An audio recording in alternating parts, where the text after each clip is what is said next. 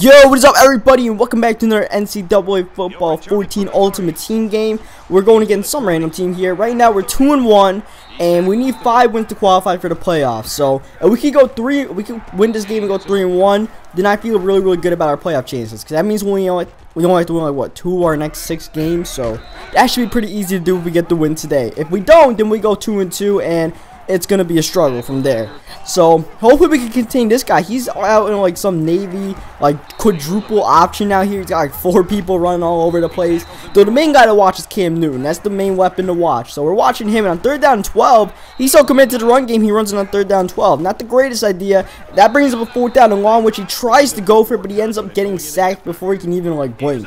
I don't know how we got pressure in that fast. I only rushed 4 people. But I'll take it, man. I'll take it. So we get the ball, and I'm trying to run the read option. As I always say, I run the read option early. And 3rd down and 3 comes up after running a few little option plays with Vic. And I hand it off to, actually, I throw it here to Barry Sanders.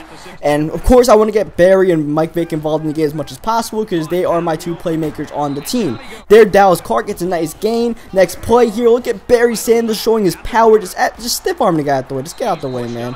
Get out the field after that. Once again, run the speed option here. Hand it out to Barry. Can Barry get the edge? No, he cannot. But he still gets to about the 2-yard line. And now I run a quarterback draw for Vic, but Vic cannot get in there. So 3rd down and 2. This is a big play to try to get in the end zone. So we run play action. We're not running it. Actually, we are running it. We go in there with Vic. I was looking at RB, but I just trusted Vic getting in the end zone better. I trusted Vic's speed rather than RB making whatever play to get in. So we get a nice lead. 22 seconds left in the half. A lot of time passed by, and look at this guy.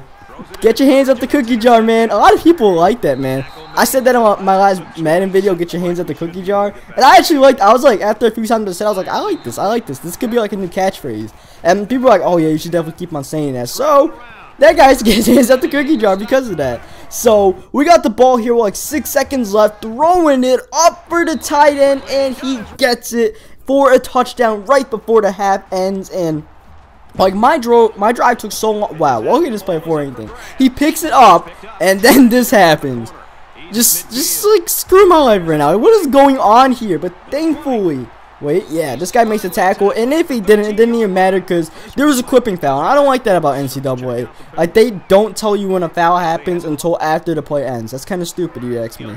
So, nobody knew there was a clipping foul until the end there. Apparently, Des Bryant did something to somebody. But, yeah, my run first offense killed so much time off the clock. I wasn't even trying to kill time off the clock, but I just happened to do it. And then he made a crucial mistake that ended up giving me 7 extra points. And now I get ball after halftime, too. So, I can take complete control of this game with a touchdown, make it 21-0. We got 3rd down and 3 to try to convert here, so we're looking at Ted Ginn, who, as usual, drops the ball.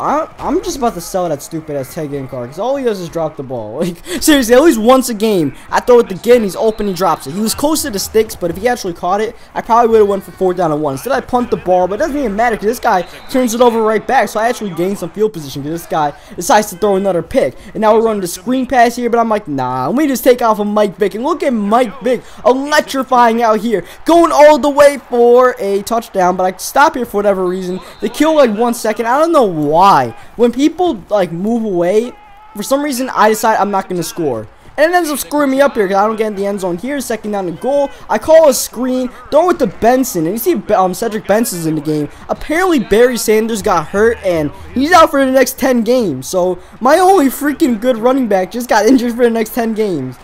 Like, come on, yo. One of my 2 good people just got injured for 10 games. Not 1 game, 10 games. Look at Cam putting a stiff arm there. Had the opportunity to option into the running back. Probably could have gotten a lot more yards, but he didn't. And here, once again, just trying to do it all with Cam Newton. But that's the guy we're keying in on. We're more worried about Cam Newton than we are the running back. And right now, we're just worried about not giving up the deep ball because we're up by a lot. There, he throws it in the corner for the tight end. And I come out in the same exact defense. I'm like, alright, he won't do it again. But he does it again. You know, I dare him to do it again, and he did it again. Kudos to him. And as usual, tight end stiff arm somebody in NCAA. And Heat Miller gets in for the touchdown. He tries to go for 2 here for whatever reason. And it doesn't work out. So now he's down by 15 points instead of 14 points. And well, now the 4th quarter come in. All I have to do is pretty much kill clock. That's my job. Just kill clock, though. these read option plays were not working in the fourth quarter. Obviously, I went way more conservative in this fourth quarter, just calling option plays and stuff like that. That definitely didn't work. Brought up a 3rd down and 1, but I almost squeezed it. Actually, I did squeeze it in there for Thomas, but Thomas just couldn't hang on. Thomas hung on to that. Game over. Instead, I punt the ball, and this guy down 15 actually gets a pretty good play here after I dive and miss. I don't tackle well in NCAA. Sometimes I will, most of the time I won't. Just got a little bit of that. Here's 2nd down and 12. He's just targeting Heat Miller play after play, and I'm finally realizing that this is the only guy he's looking for all the time. So now 1st down and goal. I actually don't know who Heat Miller is. I'm trying to find him, but I can't. And he ends up throwing it to a wide receiver anyway, and he gets a touchdown. And with 2 minutes and 9 seconds left, he has some hope. And he actually gets his 2-point conversion to go through, which he needed. He needs this onside kick if he has any chance, though. He needs this one. But he doesn't get it.